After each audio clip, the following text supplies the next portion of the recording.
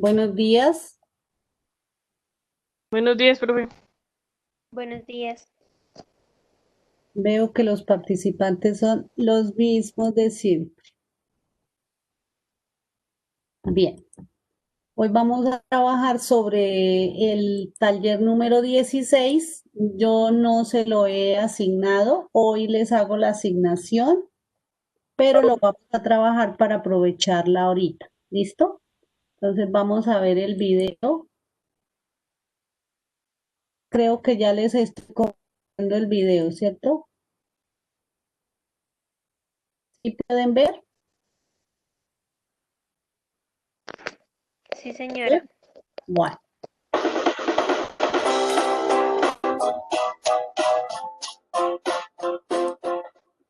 Tomás de Aquino. ¿Dónde nació Tomás de Aquino? Aquí no. Este es este clásico que nunca ha hecho reír a nadie, pero lo seguimos intentando. Aquino es una población italiana cerca de Nápoles. En Nápoles, Tomás fue a la universidad, estudió Aristóteles y se sintió fascinado por él. Tomás era hijo de una familia noble, digamos que sus padres tenían mucha pasta, pero a Tomás no le interesaba el dinero. Prueba de ello es que se hizo dominico, una orden religiosa en la que se estiraba a vivir en la pobreza.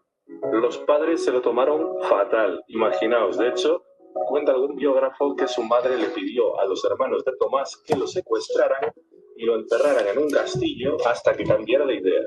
Lo tentaron de diversas formas, pero a Tomás no le interesaban ni las riquezas ni los placeres carnales. Consiguió liberarse del castillo, se hizo dominico y siguió estudiando a Aristóteles. Era un estudiante brillante. Le dieron la posibilidad de ir a la Universidad de París.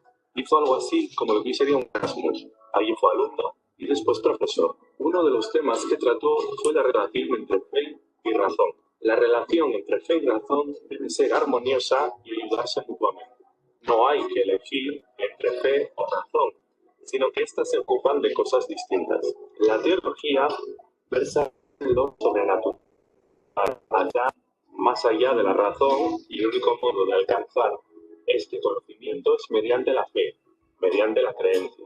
El saber filosófico, sin embargo, tiene por objeto de estudio todo aquello asequible por la razón y la experiencia. Vamos, que no hay necesidad de escoger entre una u otra. Son saberes distintos con fines distintos.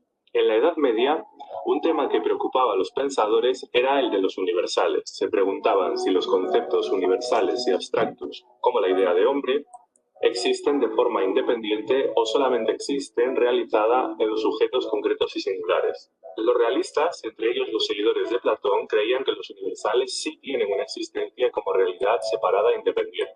Los seguidores de Aristóteles consideran que no. A este grupo pertenece Santo Tomás de Aquino. Él nos dice que los universales no son realidades independientes, no es que haya una idea de ser humano por ahí volando en la existencia real, es algo mucho más sencillo. La idea de ser humano es un concepto al que accedemos mediante la abstracción. La esencia, por tanto, no es lo mismo que la existencia. La posición de Tomás de Aquino respecto de los universales se llama realismo moderado. El Papa Gregorio IX, a través de un ayudante, habló con Santo Tomás de Aquino y le dijo que estaría muy bien evangelizar a todo el mundo, los judíos, los musulmanes, todos. De ahí la obra Suma contra los gentiles. En esta obra y en la llamada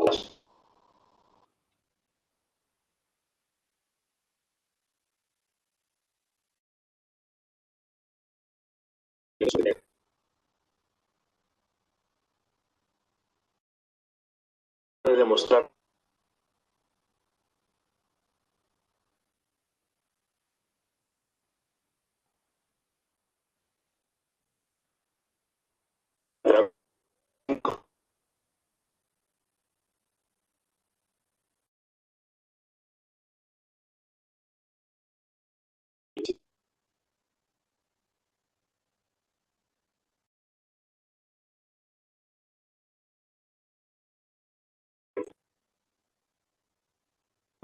Aristóteles entendía el movimiento en un sentido amplio.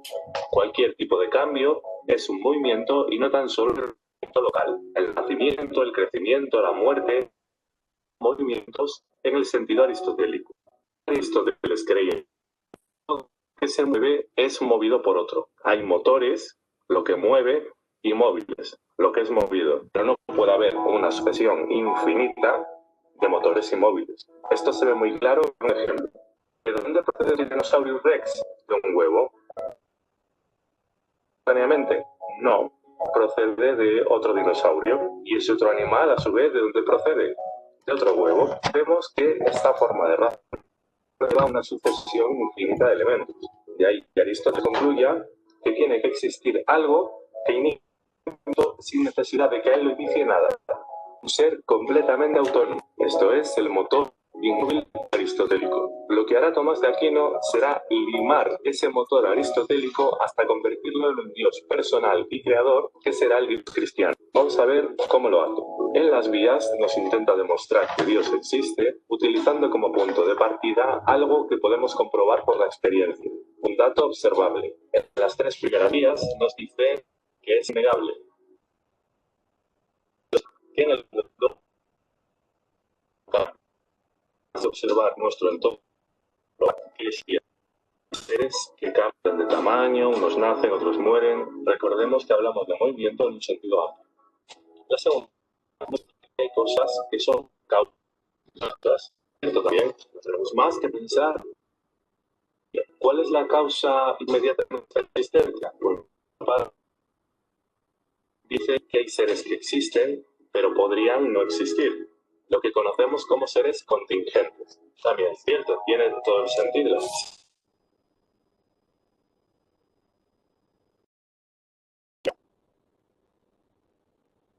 Bien, tú no existes, menos suscriptor más. Tomás continúa su razonamiento incluyendo un principio metafísico.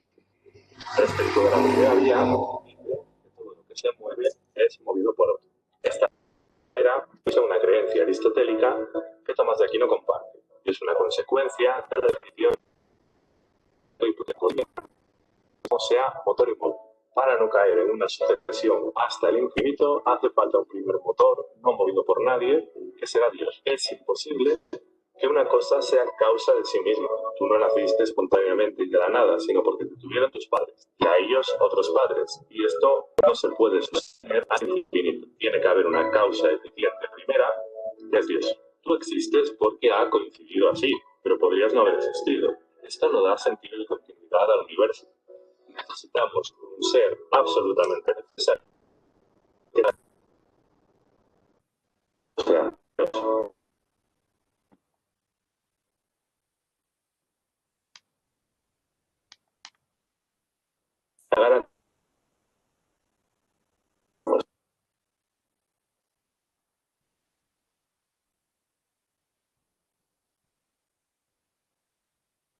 O sea, Dios. La cuarta vía, más perfecto, la perfección absoluta, que de los demás seres. La quinta y última vía dice: hay seres que sin tener conocimiento saben cómo actuar. Un pájaro, sin necesidad de haberse leído una enciclopedia sobre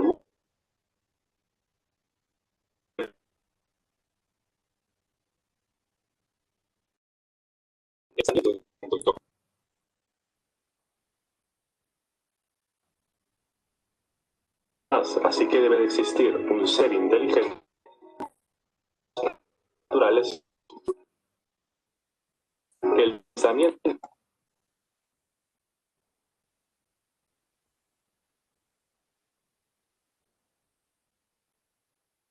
de Santo Tomás como guía y durante mucho tiempo. De ahí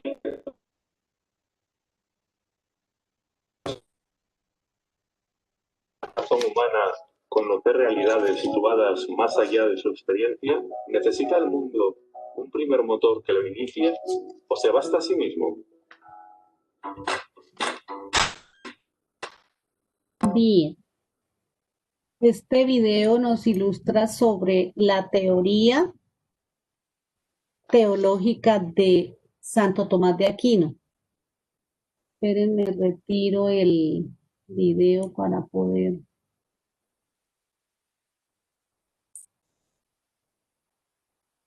Ya les voy a compartir la guía. Mientras tanto, vamos a hablar sobre Santo Tomás de Aquino. Este es el taller 16, el proyecto filosófico de Tomás de Aquino. Entonces, de lo que recojan de la clase de hoy, se les va a facilitar el desarrollo de este taller. Recordemos que en el taller 15 hablamos de la escolástica, que es la segunda etapa de la época medieval. La primera etapa fue la patrística, con protagonista importante San Agustín de Hipona y obviamente otros representantes de la época. En la escolástica esta etapa de la escolástica inicia con los dos teólogos, filósofos de su época que trabajamos en el taller 15, que fueron, si los recordamos, San Anselmo y Pedro Abelardo.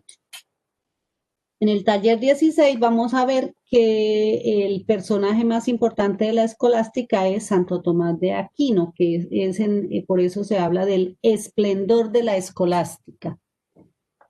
Entonces, Santo Tomás de Aquino, pues es el máximo representante de la filosofía escolástica, fue influenciado por Aristóteles.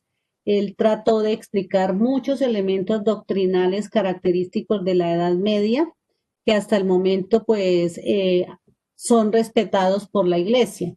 Aparte de su misión como sacerdote, Santo Tomás desarrolló un trabajo muy importante en la parte educativa como maestro universitario. Si recuerdan el video, encontramos que su máxima obra se llama La Suma Teológica, pero que también tiene otra que se llama La Suma contra los Gentiles. Y que la Suma Teológica pues es una teoría bastante grande sobre los diversos problemas y concepciones teológicas propias de la época, o sea, de la época medieval.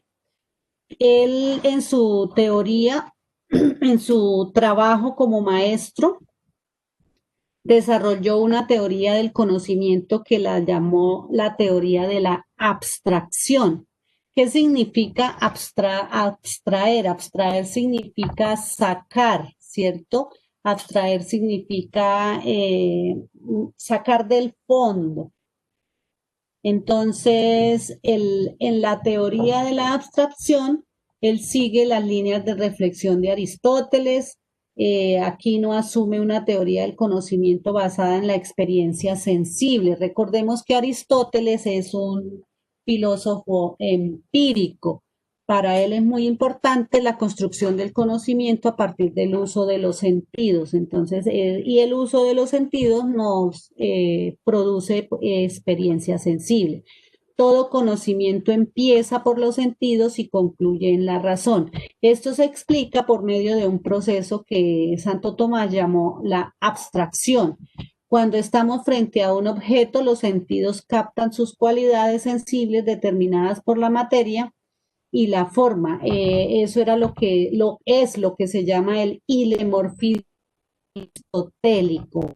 El hecho de que los sentidos captan las cualidades sensibles determinadas por la materia y la forma, cuando estamos frente a algo. Entonces, si nos colocamos frente a un árbol de roble, vamos a ver todas sus características, nuestros sentidos captan todas las cualidades sensibles determinadas por ese árbol, por esa forma, y eso es lo que Aristóteles llamaba el hilemorfismo aristotélico. Para conocer qué es en sí ese objeto, entonces el entendimiento realiza una especie de separación interior. Eso es lo que se llama abstracción, cuando ya adentro, en la mente, en la memoria, la persona separa, en donde se logra captar la forma o concepto general que corresponde a ese objeto y una vez se ha tenido contacto directo con el mismo. Entonces, por ejemplo, cuando observamos una rosa, abstraemos mentalmente su forma determinada por la disposición de sus pétalos, por el color, por la textura, por el aroma, ¿cierto? Luego, también por alrededor de ella las espinas, en fin.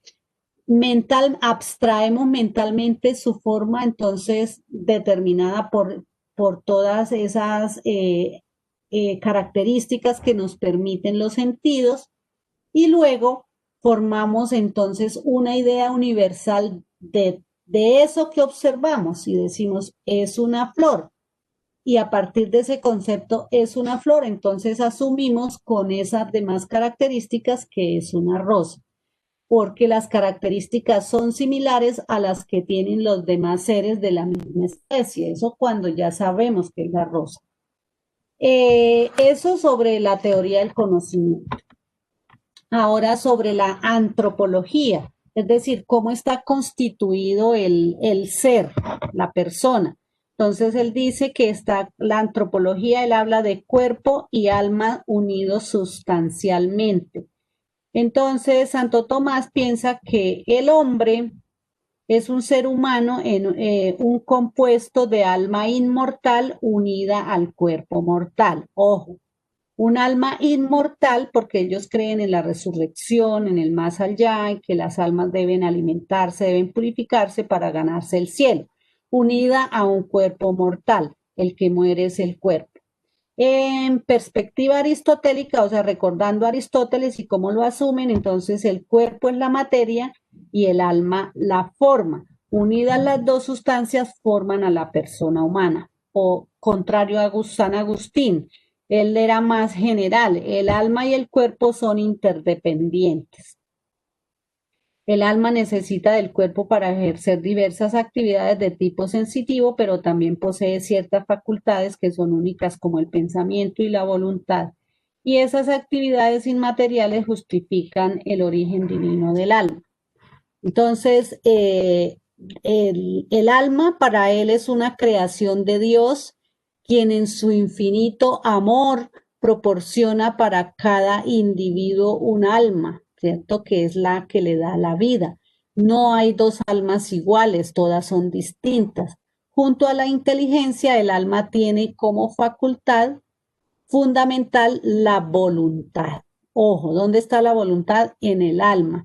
Y la voluntad es la que permite orientar todas las capacidades humanas hacia un fin último de la vida. O sea, la voluntad es la que permite tomar las decisiones. Y en este caso, según San Agustín, dice dar gloria a Dios y asemejarse a Él. Según este planteamiento, entonces el hombre moralmente recto o el hombre bueno es aquel que orienta todas sus acciones hacia el bien. O sea, el hombre que se propone hacer el bien.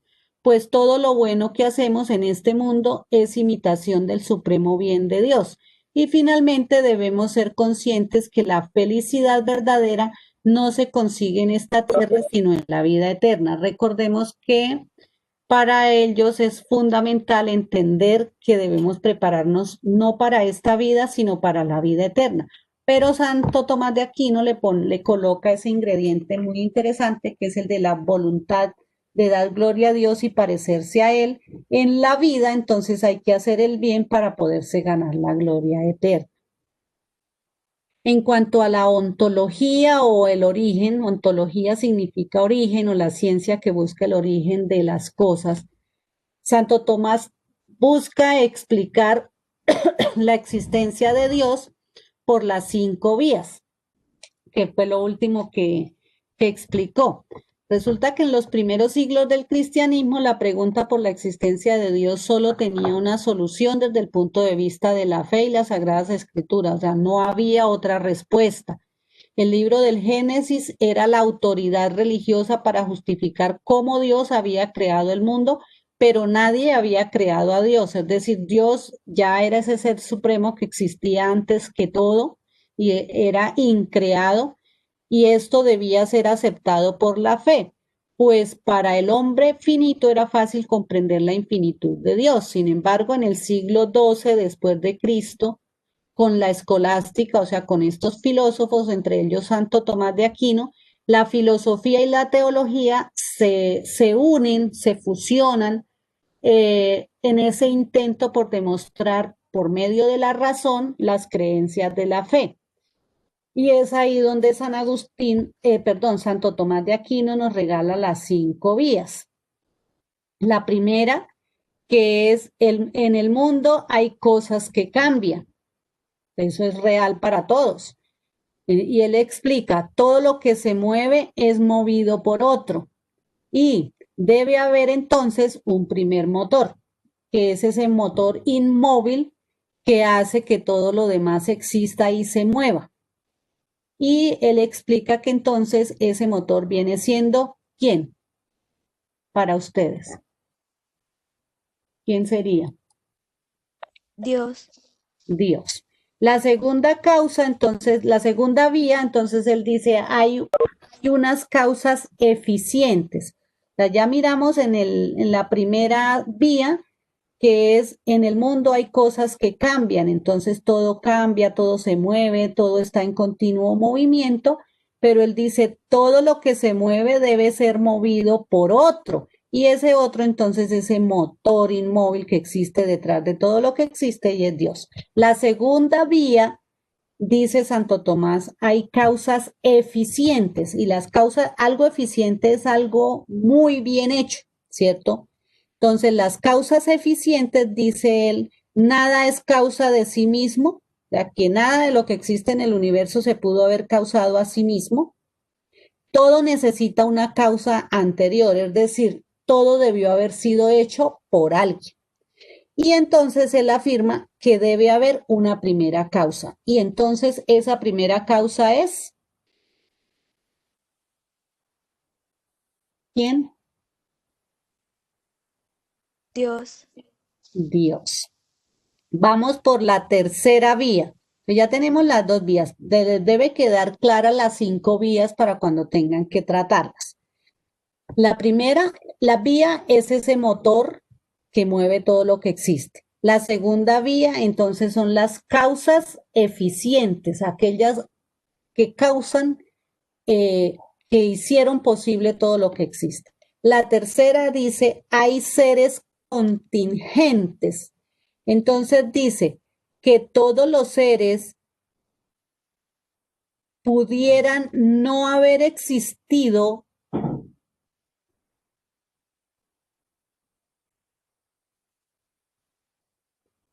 y entonces no da sentido de continuidad al universo. Entonces él dice, debe existir un ser absolutamente necesario.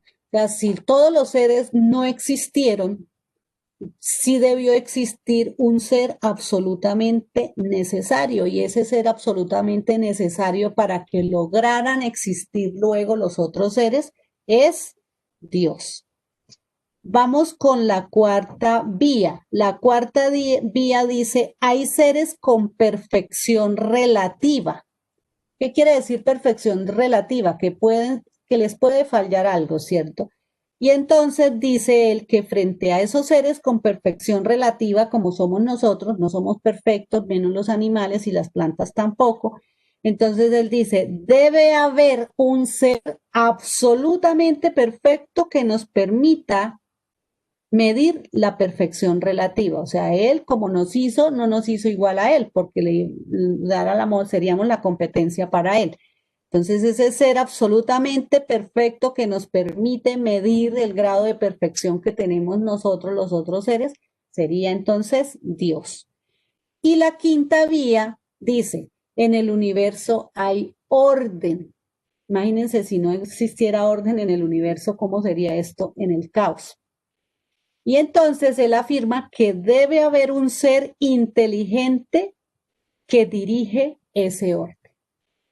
Y ahí está esa última vía que es la que nos pone a pensar a nosotros, si no existiera ese orden natural, ustedes se imaginan los planetas girando cada uno por su cuenta, los astros alumbrando también cada uno por su cuenta, emitiendo el grado de calor que se les antojara, las mismas especies que por ejemplo, entre las especies animales se pudieran cruzar las unas con las otras, se imaginan ese desorden tan terrible, por ejemplo, los gallos, las aves se pudieran cruzar con los peces con los anfibios, sería un desorden total.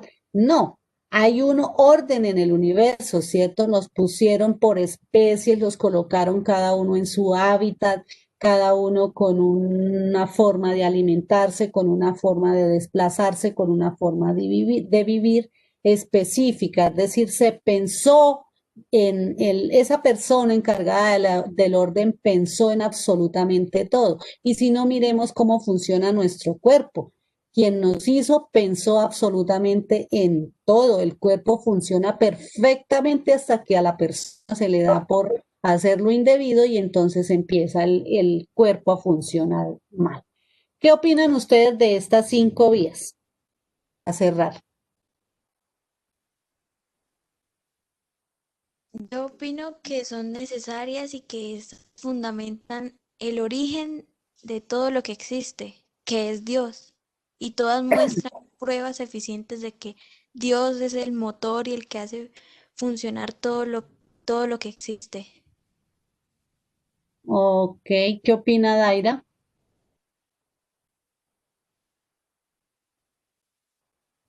Pues como, como que la existencia de Dios sí se puede, sí la podemos ver desde la fe y de la razón, y desde la razón. Y que con estas 5 vías nos damos cuenta de que la existencia de Dios sí se puede llevar más allá de unas convicciones o más allá de unos ideales. Muy bien. Entonces, quería explicarles como las vías, las 5 vías propuestas por San Agustín para que se les facilite también desarrollar el trabajo. Aquí sí es importante, por favor, que tengan en cuenta porque creo que no han logrado hacer un buen trabajo ya cuando llegan a esta partecita. Según Santo Tomás, entonces van a realizar el pensamiento proposicional teniendo en cuenta las 5 vías de San Agustín. Entonces, aquí donde estoy señalando en la primera figura donde dice proceso para analizar un texto, ¿qué debemos colocar ahí?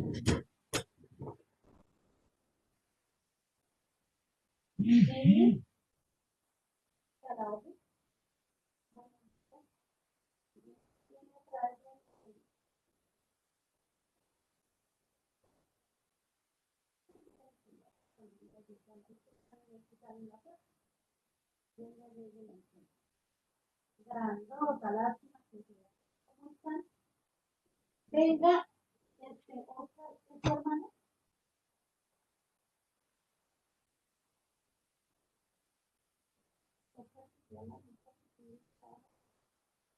Carlos, ay, es Carlos, ¿no es tu hermano? ¿Quién está ocupado? ¿Cuándo tendrá un corrido? Ah, ya. Bueno, gracias. Muy amable. Chao, chao. Bien, entonces vuelvo a la clase. ¿Qué debemos colocar en esta parte donde dice proceso para analizar el texto? Ahí debemos colocar, vamos a analizar las 5 vías de la existencia de Dios. ¿Sí me están siguiendo? Entonces aquí colocamos como el título, las 5 vías de la existencia de Dios según San Agustín. ¿Sí? Luego dice leer atentamente el texto. En este paso, aquí no tengo que escribir nada, sino que ese es el paso que tengo que hacer. Leo el texto sobre las 5 vías de la existencia de Dios, según San Agustín, no, según Santo Tomás de Aquino, perdón. Luego dice relievar conceptos del texto. Entonces, extraigo los conceptos más importantes. Aquí entonces puedo escribir una idea de cada una de las 5 vías de la existencia de Dios. Luego dice escribir en el cuaderno los conceptos relievados. Ah, perdón, cuando me dicen relievar es subrayar.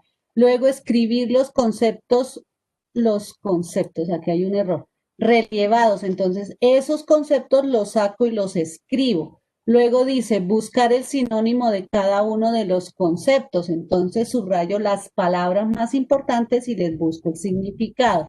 Luego dice crear dos proposiciones que argumenten la postura crítica de este artículo. Entonces, con esas palabras que saqué y les busqué el significado, escribo dos proposiciones. Y listo, ese es el texto analizado. No hay que hacer más nada. ¿Entendido?